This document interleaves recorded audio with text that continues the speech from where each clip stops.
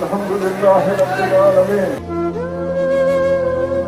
শরীফ ওসমান হাদির কবরের উপরে কেঁদে কেঁদে অজ্ঞান হয়ে লুটিয়ে পড়লেন হাদির বন্ধু সহযোদ্ধা হাসনাত আবদুল্লাহ।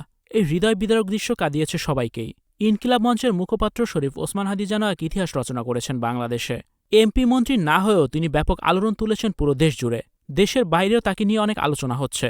তার জানাজার নামাজে লক্ষ লক্ষ লোক ছুটে এসেছেন। জনসমুদ্রে পরিণত হয় সংসদ এলাকা। দলমত নির্বিশেষে হাদিকে শেষ বিদায় দিতে এসেছেন সকলেই। এত ভালোবাসার সম্মান কয়জনের ভাগ্যে জোটে? হাদি যেন গিয়েও অমর হয়ে রইলেন। কাজী নজরুল ইসলামের কবরের পাশে সমাহিত করা হয়েছে। এ সময় হাদির কবরে মাটি দেওয়ার সময় অঝরে কাঁদেন তার বন্ধু সহযোদ্ধা হাসনাত আবদুল্লাহ। হাসনাত এতটাই ভেঙে পড়েন, হাদির কবরের উপর কেঁদে কেঁদে লুটিয়ে পড়েন। এ সময় তিনি জ্ঞান হারিয়ে ফেলেন। হাদির কবরের মাটি ছুঁয়ে হাসনাত আবদুল্লাহ শপথ করেছেন, হাদির শাস্তি নিশ্চিত না করে তিনি মরবেন না। আশেপাশে কেউই হাসনাত আবদুল্লাহকে সামাল দিতে পারছিলেন না। হাসনাত আবদুল্লাহকে সান্ত্বনা দেওয়ার ভাষা কারো কাছেই নেই। কেউ কবরের কাছ থেকে হাসনাত আবদুল্লাহকে সরাতেও পারছে না। বন্ধুর কবরের পাশ থেকে হাসনাত আবদুল্লাহ সরবে না। অনেকক্ষণ চেষ্টার পর হাসনাত আবদুল্লাহকে সরিয়ে নেওয়া হয়।